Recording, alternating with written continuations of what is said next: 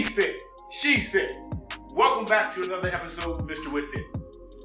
If you didn't get an opportunity to see episode 1, definitely go and take a look at that. Reason being, I'm going to be referencing something today that I spoke about, which is how to stay young forever. Now, that being said, where I want to start at today is that in episode 1, I mentioned the 3 major areas of fitness. Cardiovascular being one of them, resistance training being another, and flexibility training being another. Now, the reason I'm referencing those 3 areas, we're going to take that concept and go a little bit deeper with it. Deeper in this sense, how do you know what it is that you need to be doing? And when I say what you need to be doing, how you need to be training. Okay? In episode 1, I also talked about periodization cycle training. We're going to tie that in to these 3 areas of fitness that I'm referring to, as well as wellness, because we'll definitely be talking about aspects of yoga and meditation, which fall within the realm of wellness. Now, all that being said and being understood, let's move forward by saying that how do you know what you need to be doing is based upon 2 things: your wants and your needs. Now, wants and needs are good and great. However, utilizing discernment and wisdom in your approach, in your training, is worth its weight in gold. Because when you know what you need to be doing, or you're digging in the right place, you're eventually going to hit gold. You're going to feel the magic of the universe operating within you. Now, throughout my 20s and 30s, I did a lot of resistance training, building the body up, making it strong, preparing it for football games, preparing it to run into guys weighing 40, 50 pounds more than me at full speed. So obviously, I wanted my body to be as strong as I most possibly could, dense, to be able to withstand a lot of wear and tear. Now, in addition to that, as I got into college and the competition became much stiffer, much of a greater challenge, guys much taller than me, much bigger than me, running as fast as me, and some of them even faster, and outran me by 30, 40 pounds. Now I really had to rely on my strength at that particular point. At the moment, I'm just talking about athletes in particular. Now, if I was to talk to an average sedentary person and ask them what it is that they need to be doing, the majority don't know. And I can understand that, especially if you haven't been involved with playing some type of sport. I typically ask that question when I go and work with people. Reason being, I want to have somewhat of an understanding of their philosophy towards exercise, because we all have it. Even people who don't exercise, they got a philosophy. I don't exercise. And that is one, trust me. Because the term sedentary basically means you're not doing anything. Or everybody's heard of the term, I think they call it beer belly or couch potato. Those are terms meaning that you don't do anything actively. Now, a person that is totally inactive, typically the thing that they need to be doing first and foremost is strengthening the cardiovascular system. And why do I say cardiovascular system?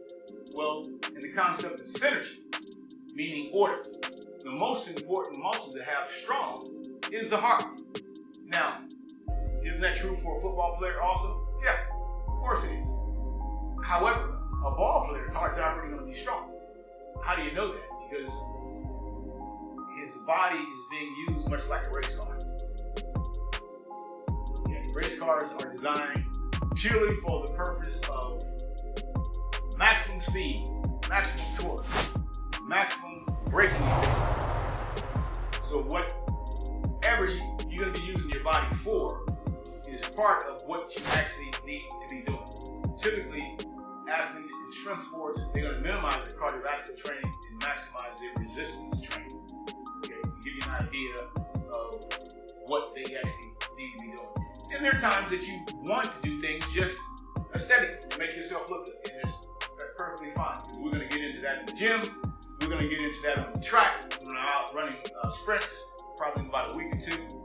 Probably have a partner out there running with me, and you'll see that how effective sprints are. When you go out and run sprints, especially this time of year, is a great time to do it because because your muscles are warm. It's easier to get the body going as a result of sweating, your respiratory system opening up, the body muscles are warm, making it easier to expand, contract. Stride length, stride frequency is all about what running sprints is all about. You want to create that torque, get that entire system of the body to completely get involved in that one single solitary movement of exploding, much like a race car, as I like it to. Now, tying this into sedentary people, or working class people, let's say construction workers who I've seen for years and worked with for years. Often they'll tell me that, hey man, I'm working out hard at the job, sometimes when I come to the gym, I'm pretty exhausted. And that's to be expected. So with these guys, often I may start them, let's say, walking on a treadmill at a very slow pace, maybe 4 to 5 miles an hour, maybe 6, just to get their blood circulating, to get some endorphin release. Because typically when you're working on the job, you haven't warmed your body up. You haven't gotten that epinephrine into the heart, which I said in episode 1, that epinephrine is a hormone that gets released in the heart for the purpose of lowering stress level. Construction guys just want to do his job and go about his business. He's not thinking about how what he's doing is affecting his health. That's where a professional trainer comes in at. And I explain these things to them, how they can utilize what they do as a means of exercise. Meaning squatting down in the correct form when they're working, picking up 2x4s. Or if they're doing some type of drywall work. Lifting overhead and understanding the shoulders are doing the pressing work. Activating their core. And it doesn't happen overnight when I teach these guys these things. But as the periodization cycle goes on, which typically lasts a month and a half to 2 months, typically the amount of time that I start working with the person. And also, any persons out there that are interested in me working with you, definitely hit the like button, subscribe. In addition to that, any questions that you may have. Because I got a vast knowledge. In addition to that, my network of people who I still collaborate with is pretty impressive. So, that being said, on episode, I believe it may have been 4 or 5, go ahead and watch them all, because they're all good. Anyway, I mentioned and showed a picture of Peter Triple. He was a gentleman that I worked with in San Francisco, and he was recovering from quadruple bypass. And if synergy, meaning order, and the heart being the most important muscle in the body in terms of keeping it strong, developing it, and his muscle, or his first area that I would start with, was injured. Well, how do I start now utilizing the concept of synergy? Well, we start first with stepping beyond just fitness itself, because I talked about wellness. Well, wellness actually means that the presence of prana. If you watch Yoga Unveiled, and many may say, well, what is prana? Well, it's that life force that is in everything. It's in the trees, it's in animals, it's in us. When we breathe, we breathe that in, breathe that out. If you ever check out Ralph Smart, he always says that he's breathing that good ass prana, baby. Ralph, if you're out there, I'm breathing it in, baby. That's important. And it's important, especially when you're getting into yoga, because the Ujjayi breath, the air going over the trachea, enables you, one, to relax your brain and lower your brainwave frequency. Well, this actually ties into how I went about working with Peter. Working with Peter first, I didn't even start with yoga, because at that time I didn't even know yoga. This is like in 2000. I think I started getting involved with yoga around 2002, around that time period, at It's Yoga on 4th and Folsom in San Francisco. And Sherman, man, if you're out there, contact me, brother. I would love to hear from you. He's the one who encouraged me to go over to the studio, because I was actually having back pain. 858-245-4633. Sherman, hit me up, man. I look forward to getting a call from you. I know you're doing well wherever you're at. Now, going back to Peter and walking on the treadmill, I started him there because I wanted to see, when he had actually had his quadruple bypass, how his movement would be, and also his breath. I didn't want to start him off riding the bike because I felt that would be too intense. In addition, when I first introduced myself to him, he would talk like this. And I believe it actually had to do with how they cut his sternum. So if anybody's out there that is suffering something similar to what he has experienced, quadruple bypass or whatever type of surgery that you may have had, let me know about that as well. And like I was telling you about my own personal dad, he had actually had mitral valve reconstruction. So these are things that I understand, and I understand the mindset of each individual that I'm working with. Because especially when you're talking about heart disease, it's something that's not only emotional, but it's also physical. And I'm a person. Some of you people, you're going to meet me in person. You'll see that. I like to joke. I like to have fun. I'm no different from everybody else. The universe, this instrument that we're using now, maybe one day Scotty will beam me over and I'll be right there in front of you. But I'm right there in front of you right now if you're taking what I'm saying serious. Because I am very serious about what I'm saying. Because heart disease is no joke. I take it serious enough to where I'm locking into myself. If the Great Spirit, Jehovah, allows me to live well into my 90s and 100s, whatever number I'm blessed with, I've already been blessed. It will be to teach you the process of actually doing what I've done. Because it has been a process. Currently, I'm staying in front of the curve in this particular way. Yoga is my primary focus, but I understand strength training big time. And you will see me get at least 315 for 5 reps, just to show you how to do it, okay? 58 years of age. But more importantly, right now, I'm focusing on opening up my body. What does it mean to open your body? Good buddy of mine, Darwin. Hey, good to see you out there in Oregon, man. Looking forward to coming out and visiting. He asked me a lot of good questions because he's my ex-training partner. We both went 315 for 20. Now, introducing him into Ashtanga Yoga, he asks a very loud and intelligent question, which is, what do you mean when you say open your body? Well, much like opening a door swings open and closed very easily. Now, when you're doing certain postures, if certain postures are difficult for you, and certain areas are tight, well, the door's not open. It's like you can't pull it, you can't force it. This is where breathing comes in at. And this is also where understanding an anatomy and physiology and how the body function comes in at. Because if you can operate very smoothly, okay, let me give you a great example. Check out Anthony Balance, okay, on Instagram. I'm fortunate enough to work in the same building as this gentleman. But the things that he does with his body is almost like defying gravity. In addition to that, check out Roots Fit, which you'll meet here. And maybe I'm going to try to get Dan here, if possible, sometime next week for an episode.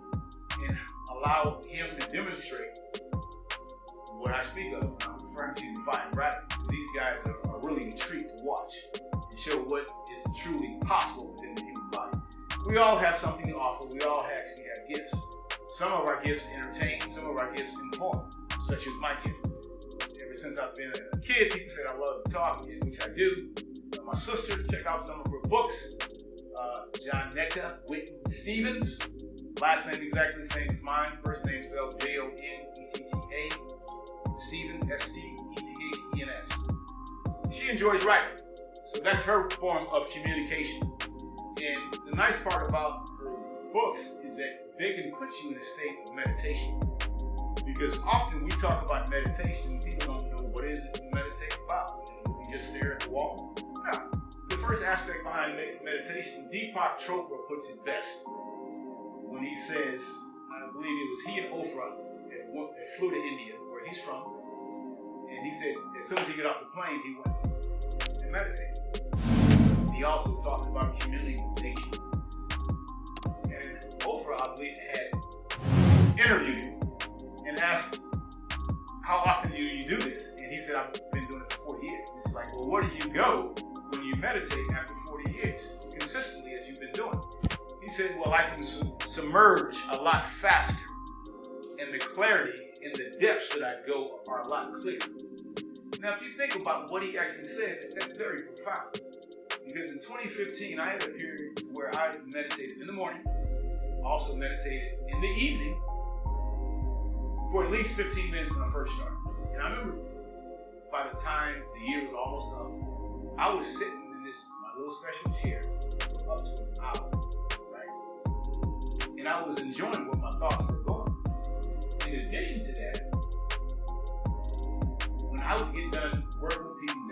San Diego, where I met Dan at the lab. I look forward to going home to sit in my chair and meditate. It was almost like I was having a meal, a special meal. But really the meal was the food of thought. Because there's nothing more powerful than thought when you actually think about it, Because the Creator thought this that we experience, this whole universe, into existence. First, that's what Creator actually means, actually to create. Point being, getting back to Peter, my approach to working with him, I started with walking because that was going to get blood circulating. Once blood got circulating, I would see where his drive level was at, meaning that how much muscle energy does he have in relationship to his cardiovascular energy. At some point, we're going to get into the Krebs cycle. Not today, but that concept that I just mentioned at that point would be very important. Now, the first thing I started Peter with is very light exercises. Just pulling really slow. Because when you have heart disease, it's the fourth chakra, which is right here, And so the fourth chakra, you get the first, second, and third below, the fifth, the sixth, and the seventh above. So you're like right in the middle. So it's like affecting everything almost. So it's also very important for heart patients to feed off your energy, which I'm sure a lot of registered nurses know, or heart patients are covered. I'm sure they talk to them in their calmness into the room. Not having to get too emotional. Interestingly, they refer to the gut, being the second heart of the body. You see something when you do that, right? And I'm mentioning that because when you get into working with people with heart disease, at some point you're going to get into food as well. Because food, depending upon the type of heart disease that they actually have, can play a major role in certain blockages and so forth, in arteries and so forth, get clogged. But they got to change their diet, change their eating. Now, we're really talking about what is it that you need to be doing. Now, wants and needs, now we went into necessity. People may want to do a certain thing, but definitely need to be doing something else. If you talk about a period of really finding out and tapping into something beyond yourself, because unfortunately in the United States, food is beyond control. That's a reality, period. Because people eat for taste, not for function. Okay? I say that as I've had pizza today myself, and it was delicious. Shout out to Felipe's. Pizza is off the chain. Now, I can get away with that. You know why? Because tomorrow I'll be out there training. I'll be running. I'm no different than you. You're no different from me. And see, one thing I understand about human nature is that most people want to complain about something they're never going to do nothing about. You know why? Because it's comfortable. The most uncomfortable thing to do is to get out of your comfort zone. That's what weightlifting is called. Overload. Overload means to build, to shock. So whatever it is that you want to do, and I liken that to exercise, figure out what it is. Because yours truly, right here, I can GPS it for you. You will arrive with the results that you're looking for within a specified, specific time frame. Because I've seen over 1,200 people and counting, maybe even more. I don't even count. I haven't been counting for 10 plus years. Because when I'm working with you one-on-one, that's the only thing that matters to me. I always say you're only as good as your last client. Hit like and subscribe. And let's get you fit. Let's get you with fit. Always wishing you well through health. Take care.